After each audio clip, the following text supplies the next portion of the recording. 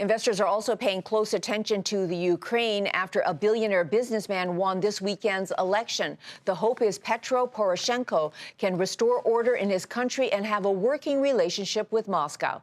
That hope pushed down gold prices to nearly a 4-month low. Steve Sedgwick has more from Kiev.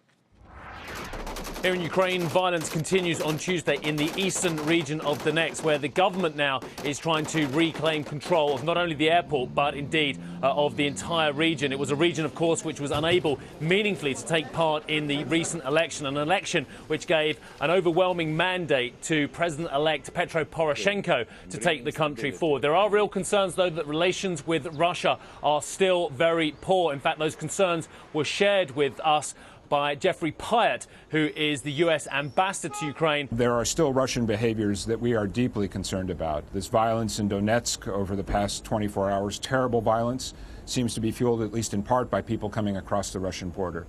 So we believe the pressure needs to be maintained. We're trying to do that jointly with our European partners.